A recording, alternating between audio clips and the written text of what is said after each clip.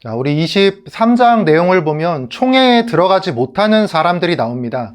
총회는 제의나 예배뿐 아니라 어떤 문제를 위해서 하나님 앞에 모이는 상태를 총체적으로 의미를 합니다. 여기 보면 성기 잘린 자, 여러 추측이 있겠지만 기본적으로 몸을 훼손하는 이교도적 사람들일 확률이 좀 크죠. 그리고 사생아, 이스라엘 지파임을 알기 힘든 자들임과 동시에 이교도 풍습을 갖고 있을 확률이 또 큰 사람들, 그러니까 하나님의 제의에 잘못된 영향을 줄 수 있는 사람들이죠. 그 다음에 롯의 자손인 암몬, 모압, 얘들은 아예 못 들어오죠. 이들이 했던 큰 악행 아마 기억하실 겁니다. 주술사 발람을 불러가지고 이스라엘을 저주하려고 했던 전력이 있죠. 물론 하나님은 그 저주를 축복으로 바꾸셨지만 또 7절 보면 에돔 사람, 애굽 사람은 미워하지 말라고 되어 있죠. 야곱의 형제 에서의 자손들이잖아요. 그러니까 사실 에서 덕분에 궁극적으로는 야곱이 회복을 할 수가 있었죠. 그러니까 야곱을 용서해 주었었고 에서가 또 그랬었죠. 아울러 애굽도 나중에는 심판을 받고 하기는 했지만 분명히 요셉 때의 그 바로 덕분에 야곱과 그의 가족이 기근의 시기를 잘 넘기고 정착해 살 수 있었죠. 하나님은 그런 것을 기억하셔가지고 그들의 이 3대5 자손은 총회에 들어올 수 있게 또 이렇게 기록을 하셨습니다. 여러분 실제로 이 이집트 있죠? 이집트가 예전에는 굉장히 기독교 복음의 중심지 중 하나였어요. 지금도 거기는 콥트 기독교라고 해가지고 우리 마가복음에 마가 있죠. 마가가 세운 종파다라는 그렇게 전승이 있는 기독교가 있어요. 동방정교회 같은 정교회인데 기독교입니다. 그러니까 이집트에만 그 인구가 1000만 명 정도 돼요. 아마 우리나라 개신교 인구보다 많을 겁니다. 이게 참 하나님 말씀의 힘이라는 게 희한한 것 같아요. 좀 웃긴 표현이지만 저는 요셉 때 바로 덕분에 하나님이 이집트를 계속 붙잡고 계신 게 아닌가라는 생각이 듭니다. 우리나라보다 아마 기독교 인구가 많을 겁니다. 자, 9절에서 14절 보면요. 진영을 거룩하게 하는 규정들이에요. 단순히 말하면 하나님이 지금 화장실 위치와 배설물 처리하는 방법까지 알려주시는 거예요. 그런 것까지 말씀해 주시는 건데 그만큼 거룩이라는 게 엄청나게 중요하다라는 뜻이겠죠. 하나님이 이렇게 거룩을 강조하시는 건 하나님의 임재의 모든 기본 전제는 거룩함이죠. 그 하나님이 이스라엘의 진영 안에서 싸워주시는데 그 진영 안이 거룩하지 않으면 이스라엘이라 하더라도 하나님이 함께하기는 어려우실 수 있죠. 함께 하시기 위해서 거룩을 요구하시는 겁니다. 여기서 하나 볼 것은 14절. 너의 진영 중에 행하심이라. 그러니까 하나님이 그냥 하늘에 대충 서가지고 뭐 잘하고 있네 이러면서 이렇게 관망하시는 게 아니라 그 진영 가운데로 우리의 삶, 우리의 현장, 우리의 상황 가운데로 가득 와 계신다라는 겁니다. 15절을 보면 종이 도망쳐온 모습인데요. 종이 도망을 왔다는 게 얼마나 주인이 괴롭혔으면 종이 도망을 했겠어요. 그러니까 그럴 때는 그 종을 돌려주는 것보다 종이 원하는 곳에서 정착해 살게 해주고 약자들을 핍박하지 말라라는 말씀을 하시는 거죠. 자, 17절입니다. 남창, 여창 이야기가 나오죠. 여기에 나오는 창기들은요, 기본적으로 성전 창기를 말할 확률이 굉장히 높습니다. 근데 18절에 보면 여자는 창기라고 부르는데 남자에 대해서는 개 같은 자라고 표현돼요. 남자를 개 같은 자라고 하는 게 아마도 성전 창기를 하면서 성행위를 남자가 개랑 비슷한 자세로 했을 거다. 그런 의견이 좀 많습니다. 아울러 19절 이자를 받지 말아라. 이유는 사실 20절 말미로 추측할 수 있는 것 같아요. 여호와께서 땅도 니들한테 그냥 주고 복도 순종으로 주시는데 니들이 무슨 이자야. 그러니까 타국이는 상관없지만 형제, 같은 민족, 같은 복을 받는 사람들에게 그러지 말라는 거예요. 하나님이 동일한 복을 주시는 존재라는 거죠. 그들에게는 원금이 아니라 추가적으로 뭔가 더 뺏는 거 이건 하지 말라는 거예요. 원금 말고. 그러니까 배상이라는 건 하나님이 레위기에 명확히 해놓으셨잖아요. 도둑질할 때 20% 더 해가지고. 근데 그가 어려워서 돈을 빌릴 때 더 받는 거는 아니라는 것이죠. 이어서 서원한 거는 꼭 지켜라라고 하는데 왜냐하면 서원은 내가 하나님이 하라고 하신 게 아니라 니들이 원해서 한 거다라는 개념이에요. 하나님을 가벼이 여기지 말라는 거겠죠. 아울러 24에서 25절 함께 먹고 나누고란 얘기. 그러니까 어려운 사람이 가진 자의 어떤 무언가를 내가 좀 너무 필요해가지고 살기 위해서 먹어야 하는 그런 거는 오케이. 하지만 탐욕은 안 된다는 거죠. 기본권은 철저히 인정하되 필요 이상의 것에 대해서는 노력해서 얻으라는 거고요. 탐욕 부리지 말라는 거. 자, 24장을 가면 여자의 흠과 수치가 나옵니다. 지금 보면 아내에게 수치되는 일이 있을 때 같이 못 살 것 같으면 이혼 증서를 써주라는 거죠. 예전에는 여자의 수치되는 일의 종류가 많이 있어요. 뭐 마음을 힘들게 하는 것도 있고 가정에 어려움을 가져오는 여러 가지들이 있는데 핵심은 이혼 증서를 써준다라는 개념이에요. 이거는 고대 근동 기준으로 굉장히 혁신적인 제도입니다. 그 여자는요, 이 이혼 증서를 받으면 2절 보면 재혼이 가능하게 시스템이 되어 있어요. 근데 3절 보면 그 여자가 재혼을 했는데 또 이상한 행동을 해가지고 이혼 증서를 또 받게 되거나 아니면 재혼한 남편이 죽어가지고 혼자가 될 수도 있겠죠. 그러면 그럴 경우에 처음 결혼했던 남편에게 돌아가는 거, 그 남편과의 재혼은 금하고 있어요.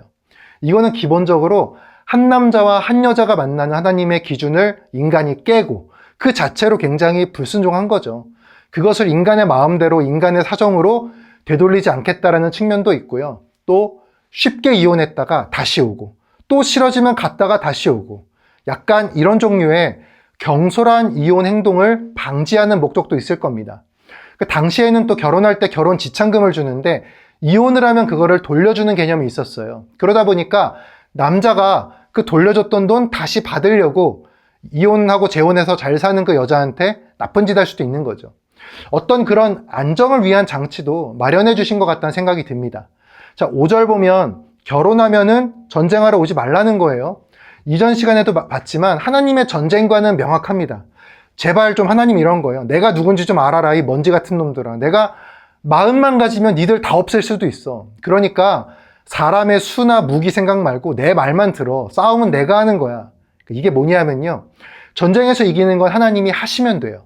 하지만 자녀를 낳고 번성하고 사랑을 나누고 가정의 즐거움을 얻는 것은 하나님이 우리에게 주신 자유로운 축복입니다. 그것을 훼손하시는 게 사실은 더 싫으신 것 같아요. 전쟁은 무조건 이기니까요.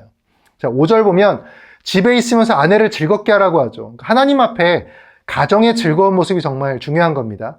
아울러 6절 보면 전당이나 담보를 잡을 때 맷돌이나 그 윗짝을 담보 잡지 말라는 거예요. 윗짝이 없으면 맷돌을 쓸 수가 없거든요. 그러니까 담보를 잡더라도 생계를 건드는 수준으로 잡으면 안 된다라는 거예요. 자, 그리고 7절, 인신매매는 무조건 죽습니다. 하나님의 형상을 힘으로 납치해서 더러운 세상의 가격을 매기는 행위, 이거는 무조건 죽습니다.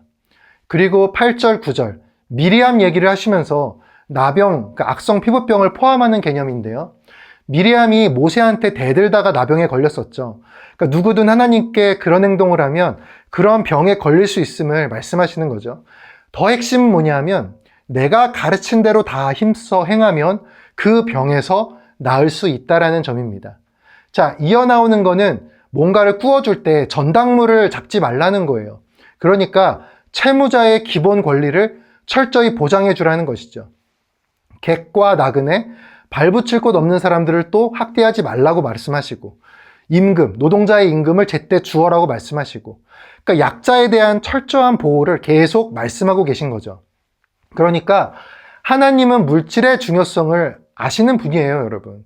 우리에게 물질이 필요하고 물질이 중요하다는 걸 아세요. 다만 하나님은 탐욕을 싫어하시는 거죠. 물질이 필요한 것을 이렇게 채워주고 필요하다는 걸 인정하시는데 그 물질이 하나님보다 더 필요해지는 상태, 그게 싫으신 거죠.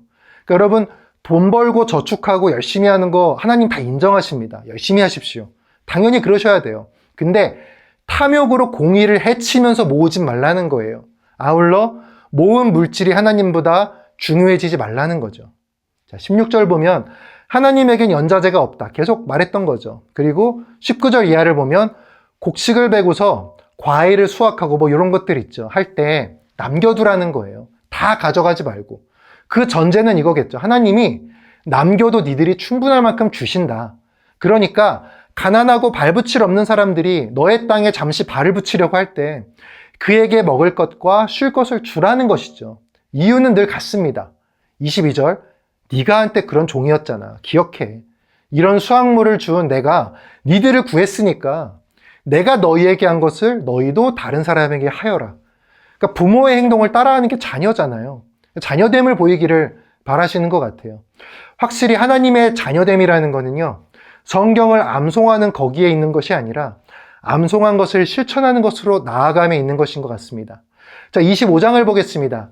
서로 이렇게 시비가 생겨가지고 재판을 했는데 몽둥이로 맞아야 되는 태형이 결정되면 한도수를 40대로 정했어요. 이게 최대 한도. 이거를 보통 어떻게 때리냐 하면 한 명이 혼자 40대를 후려치면 넘어가는 실수를 할 수도 있어요. 41대, 2대. 그러니까 몽둥이를 39개를 갖다 놔요.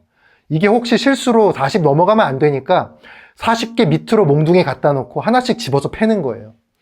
40 이상으로 패면 이제 안 되는 건데, 여러분 이런 기준이 없으면요, 죽을 때까지 팰 수도 있고요. 더 중요한 건 이런 기준이 없이 벌을 받는 사람의 감정이 어떻겠습니까? 자기의 인간성을 잃게 되겠죠. 물건 취급받는 기분이겠죠. 또 4절은 소가 쉴 때 일시키지 말라는 거고요.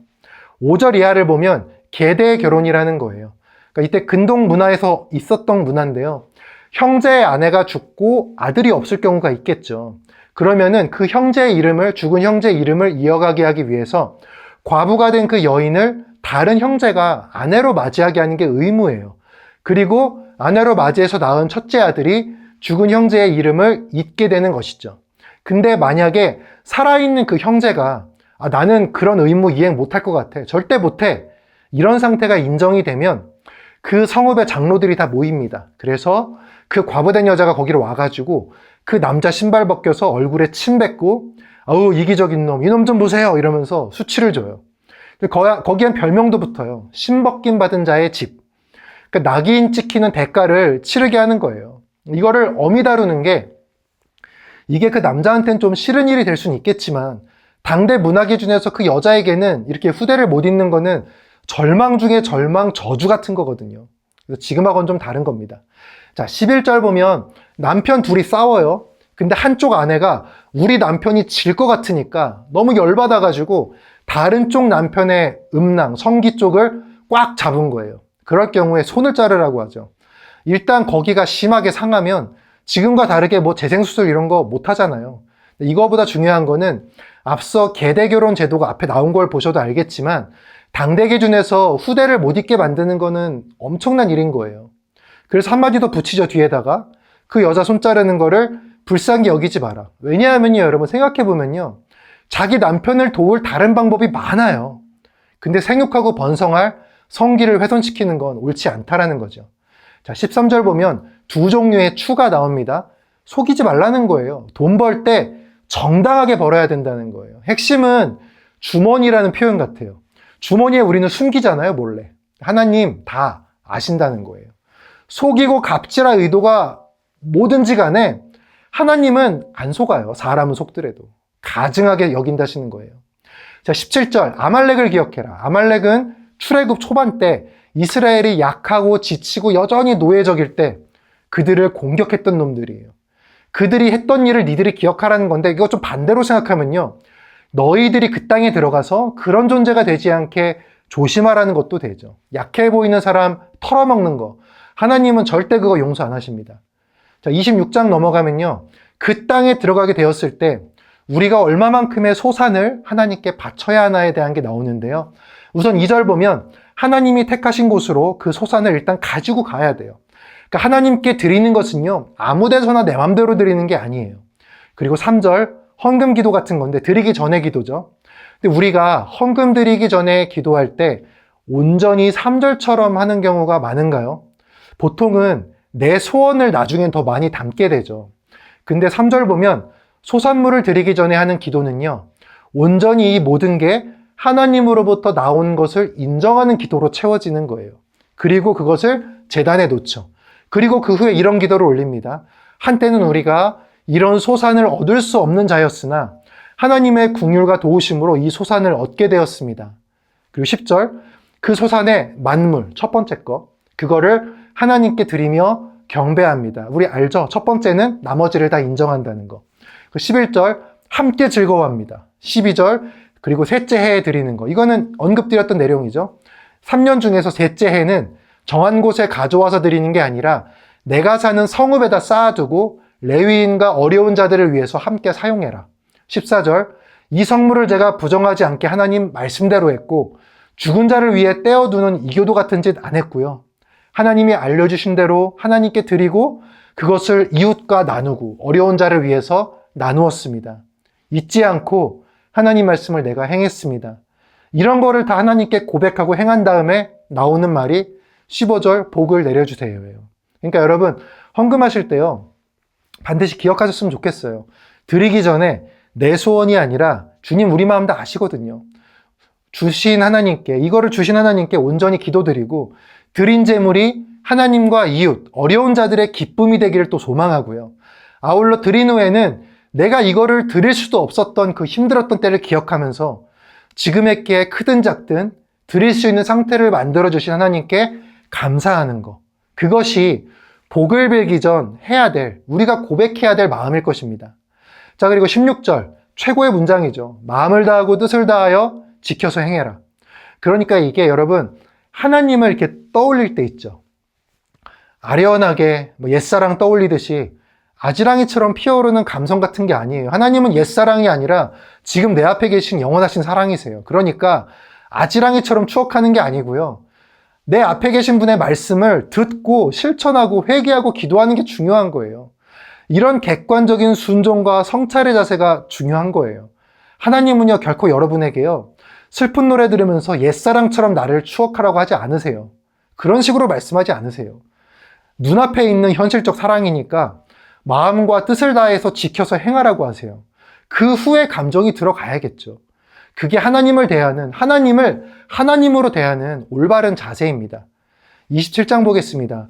모세와 장로들에게 이 율법을 다 지키라고 하시죠. 그리고 큰 돌을 세우고 석회를 바르는 게, 이게 당대 문화면 이런 거 생각하시면 돼요. 이제 큰 행사 무대를 설치하는 거예요. 뭔가 기념 행사를 하겠다라는 표시예요.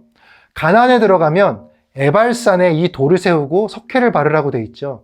거기에 하나님의 돌제단을 쌓은 건데 5절 보면 연장을 되지 말라고 하죠. 쇠연장. 6절 봐도 다듬지 않은 돌로 제단을 쌓아라. 그러니까 니들이 막 하고 싶은 대로 마음대로 막 돌 만들어서 이상하게 깎고 만들지 말고 그냥 자연에 있는 거 그거 그대로 쌓아서 나한테 감사를 표하라는 거예요. 핵심은 돌단의 모양이 중요한 게 아니라 그걸 드리는 마음이 중요한 거고 하나님이 하라는 대로 하는 순종이 중요한 거고 예배의 자세가 중요한 거죠. 태도가. 그리고 원래 여러분 돌 깎다가 우상 만들어요. 아울러 하나님께 드리는 예배의 자리에 하나님이 명하신 것 외에 불필요한 수고하지 말라는 거예요. 그 힘을 온전히 하나님께 쏟으라는 거죠. 집중하는데. 그리고 7절, 6절의 번제 후 7절 화목제죠. 하나님의 핵심은 언제나 하나님 사랑 그리고 화목제, 이웃사랑이에요. 이웃사랑이 없는 사랑은 온전한 게 아닙니다. 자, 그리고 이제 에발산과 그리심산, 이거 서로 남북으로 마주보고 있는 산이죠. 그 가운데 낀 지역이 세겜이고 12, 13절 보면 12지파가 나뉘어 있죠. 축복을 하는 그리심산은 희한하게도 야곱의 정실 자녀, 그리고 저주를 선포하는 에발산은 첩의 자녀죠. 근데 르우벤이 첩의 자녀에 들어간 거는 아버지의 첩과 동침하는 죄를 저질러서가 아닐까라는 추측입니다. 추측이에요, 그냥. 자, 그리고 이제 저주가 나오는데 우상 만들기, 부모 무시, 이웃의 경계표를 탐욕으로 옮기는 거, 맹인을 길을 잃게 하는 거, 객이나 고아, 과부를 억울하게 송사하는 거, 아버지의 아내와 은밀한 죄, 첩도 포함되겠죠. 동물과의 수간, 장모와의 동침, 형제 근친 상간, 이웃 살인, 또 남들이 모를 것 같은 청부 살인, 그리고 이 모든 율법을 실행하지 않는 죄, 이런 자들은 저주예요. 저는 가장 마지막 26절이 참 와닿아요. 이 말씀을 실행하지 않는 자, 아는 거로는 안 된다는 거예요. 다만 모르면 실행도 못하죠. 그러니까 성경 공부가 필요한 겁니다. 그래서 종종 성경을 모르고 나는 직통계시를 받았어, 나는 마음으로 하나님을 느꼈어, 저는 그런 분들이 느낀 거를 부정하진 않아요, 절대로. 근데 성경을 모르는데 느끼고 성경을 모르는데 그 느낀 것을 내가 막 행하는 것은 조금 다른 문제인 것 같아요. 성경의 하나님의 명령과 하나님의 역사를 내가 성경으로 아는 게 사실은 선행돼야 합니다. 28장을 보면요, 복을 말씀해 주시는데 다 지켜 행할 때의 복인 거예요. 3절 보면 성읍과 들에서도 복을 받는다. 다시 말해서 어디서든 어떤 일이든 복을 받는다는 거예요. 7절, 니들이 누구든지 니네랑 싸우면 한 길로 와도 7길로 도망간다. 그러니까 하나님이 계시니까 그들이 도망갈 때는 진열을 갖출 생각도 못하고 그냥 도망갈 수 있는 방법대로 도망가게끔 너희들에게 패배할 것이다. 그 12절, 남들에게 베푸는 민족이 되지 꾸거나 구걸하거나 남한테 돈 꾸든 그런 민족이 되진 않을 거다. 그러니까 좌로나 우로나 치우치지 말고 내 말대로 행해. 그러면 복을 주는데 그렇지 않으면 저주야. 갑자기 저주로 바뀌죠. 이 복과 저주의 내용은요, 쭉 이어서 읽어보시면 아시는 것들이에요. 근데 몇 가지 포인트를 좀 말씀드리면 첫 번째는 복과 저주가 대칭을 이뤄요. 그러니까 예전에는 네가 하는 성 안과 들의 모든 게 복이었는데 20절부터 보면 네가 하는 모든 게 파멸이에요. 25절 보면 적군이 원래 7길로 도망간다 했는데 저주에서는 네가 7길로 도망갈 거라고 하죠. 그런 식으로 하나님께 순종하지 않으면 축복이 저주가 되는 거예요. 아울러 저주의 수준이 엄청나죠. 54절부터 보면요. 너희 중에 온유한 사람이 자식을 미운 눈으로 보게 돼요. 온유한 사람이 그런다는 거예요. 그리고 너무 힘들어져서 그 자식을 잡아먹게 되는데 심지어 내가 먹고 있는 그 자식의 살을 남에게 뺏기지 않으려고 내가 그거라도 다 먹으려는 탐심까지 부리게 되는 수준. 뭐 지옥이잖아요. 사실 지옥을 상상해도 저 정도 상상은 안 하죠. 근데 62절 보면 한 가지 희망은 있죠. 남는 자가 얼마 되지 못할 것이라. 그러니까 완전히 다 죽여가지고 희망을 없애진 않을 거란 거예요. 그래서 여러분, 이스라엘 성경이요. 구약 성경이 역대기로 끝이 나요. 우리는 말라기가 끝이잖아요. 이스라엘은 역대기가 끝이에요. 그래서 역대기 여러분 마지막 얘기가 뭔지 아세요? 포로된 백성이 물론 완전 박살난 상태지만 그나마 예루살렘으로 돌아가는 포로 귀환 얘기로 끝이 납니다. 그러니까 성경의 끝이 포로 귀환으로 끝난다는 건 그 하나님이 언약하셨던 다윗의 후손이 그나마 미세하게나마 희망을 갖고 다시 언약이 이어진다라는 희망을 보여주는 거예요. 그래서 저주를 피하는 게 무조건 핵심이지만 저주 가운데에도 하나님을 기억해서 다시 순종해서 하나님께 돌아가려는 희망을 잃어서는 안 되는 겁니다. 자, 이어서 29장을 가면요. 시내산 언약 말고 이건 다른 언약이에요. 핵심은 2에서 4절. 이스라엘이 하나님의 역사를 눈으로 봤다는 거죠. 그게 얼마나 대단한지, 하나님 역사가 얼마나 대단한지 니들이 다 이미 안다는 거예요. 그러니까 믿지 못하는 거는 하나님이 너희에게 그거를 안 보여주고 못 들리게 하고 눈과 귀를 안 주고 이런 게 아니라 우리가 보고도 못 믿었다는 거예요. 왕들을 무찌르고 광야를 이끄신 그 일들을 기억해서 10에서 11절 수령과 장로와 남자와 여자아이 거기에 객과 종까지 다 온 거죠. 그거 기억해가지고 다 와서 하나님 앞에 있는 자는 모두 다 하나님의 언약에 참여하고 하나님의 맹세에 참여하는 거라고 말씀을 하세요.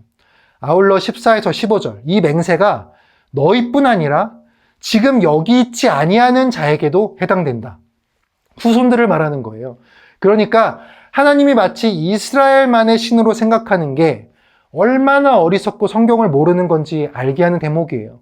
저는 감히 말하는데요. 가끔 지식인이나 어떤 교회에서도 하나님에 대해서 원칙상 이스라엘은 이스라엘의 그냥 신이다 이런 표현 혹은 적어도 구약은 이스라엘의 한정된 이야기라고 보는 게 맞다 이러는 게요. 역사적으로 그럴지 모르겠지만 저는 이제 영성적으로는 진짜 구약을 안 읽었다고 확신해요. 지금 신명기도 그렇지만 모세 오경 읽으면서 우리가 영적으로 느껴지는 게 분명하지 않습니까? 하나님은 거룩함을 전제로 이방과 객과 종까지 그 인도와 구원 명령에 참여케 하세요. 반대로 거룩하지 않으면 먼저 택한 백성이라도 벌하십니다.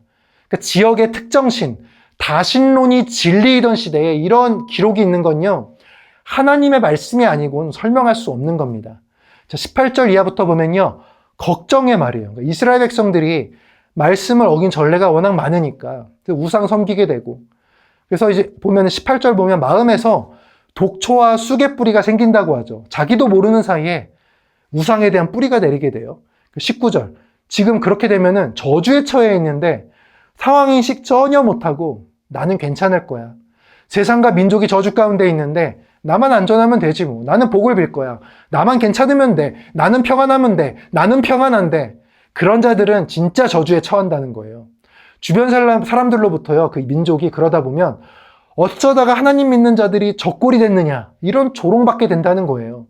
그때 이런 대답이 나온다는 거죠. 저놈들은 하나님 말씀 알고도 그 말씀을 버렸기 때문에 저렇게 된 거야. 그러다가 기록된 대로 저주받은 거야. 요즘요, 교회가 그런 초입에 들어간 모습이 많은 것 같아요. 세상 사람들 눈치 보면서 신앙생활 하는 건 절대 아니지만 세상 사람들이 하는 건전한 비판은 정말 귀색에 들어야 돼요. 지금 성경도 그러잖아요. 니들끼리 아무리 평안이고 복이고 북치고 장구치고 니들끼리 다 해먹어도 말씀과 멀어진 상태면 끝이라고. 그걸 조롱하고 평가하는 게 교회 밖 사람들인 거예요. 성경을 읽지 않고 멀리하고 묵상하고 배우려 하지 않는 거 있죠. 이거 하나님 말씀에 순종할 의사가 없다라는 표시입니다. 그런 거 돌이켜야 돼요. 성경을 늘 묵상하셔야 됩니다. 마지막 30장입니다. 1절에서 6절은 굉장히 서글픈 얘기예요, 사실. 모세가 이렇게 떠올려 봤을 때 이 민족이 내가 죽고 난 후에 약속의 땅에 들어간 후에 분명히 죄를 또 저지를 거라는 거예요. 그래서 그 죄 가운데, 저주 가운데 혹시 니들이 살게 되면 제발 기억하라는 거예요. 다시 온전히, 그때라도 하나님께 온전히 돌아오면 긍휼하게 여기신다고. 조건이 있죠. 온전히. 이게 오늘날의 뭔지 아세요? 모든 것을 온전하게 이루신 예수 그리스도, 그분을 믿는 믿음으로 우리가 그분의 온전함에 참여하는 거. 예수의 이름이에요. 예수님을 믿는다는 건요, 상상도 못할 기쁨인 거예요. 그리고 11절 뭐라고 하시죠? 이 명령은 어려운 것도 먼 것도 아니다. 하늘에 있는 것도 바다 밖에 있는 것도 아니야. 아주 가까이 있잖아. 니들이 다 보고 기록하고 기억할 수 있고 니들 입에 두고 바로 옆에 있잖아. 성경 말씀이요.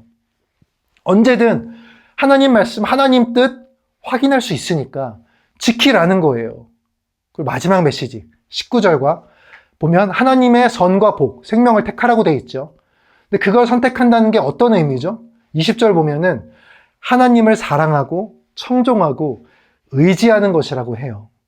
자, 이렇게 해서 사실상 신명기의 율법 내용은 사실상 끝이 납니다. 여러분 어떠세요? 내용이 상당히 좀 반복되는 것 같지 않으세요? 아까 29장 29절 보면요, 좀 넘어갔지만 이런 말이 있습니다. 감추어진 일은 우리 하나님 여호와께 속하였거니와. 그러니까 하나님은요, 감출 건 감추세요. 그리고 계시할 것만 계시하세요. 그러니까 우리가 모르는 거는요, 하나님께 속한 거예요. 근데 많이들 그러죠. 성경 말씀, 계시하신 말씀, 니들이 꼭 알아야 된다고 하는 건 정작 모르면서 성경에 없는 것들 상상하다가 시험에 들어요. 알려주신 거는 행하지도 못하고 알려주지 않은 것을 상상하다가 시험에 든다는 거예요. 하나님은요, 무조건이에요. 말씀 알고 배우고 실행하는 거. 그리고 저주의 말이 많이 나오는 것도 보면 이런 거잖아요. 한쪽에다가 좋은 거를 잔뜩 쌓아놓은 길이 있고 다른 한쪽에는 더러운 똥하고 가시덤불 가득한 길이 있어요. 이거 두 개 보여주시고 니들 어디로 갈래? 하시는 거예요. 근데 희한하게 사람들은요, 무조건 좋은 길 간다고 생각은 하는데 지금 당장 여기서 똥냄새가 내 코에서 안 난다고 죄 지으면서 더러운 똥의 길, 저주의 길을 선택해요. 저주가 저렇게 잔혹한 거는요, 절대 저기 가지 말라는 거예요. 안 좋은 거 가득 쌓아두고 보여주시는 거는 이렇게 안 좋으니까 가지 말라는 거잖아요. 하나님의 메시지를요, 그렇게 올바른 방식으로 받아들이는 마음이 필요합니다. 모세의 마지막 메시지처럼 하나님을 사랑하고 청종하고 의지하시기 바랍니다. 그것이 생명을 택하는 것이고 그것이 선을 택하는 방법입니다. 우리 다음 시간에는 신명기 마지막 내용 보면서 모세 오경 마무리했으면 좋겠습니다.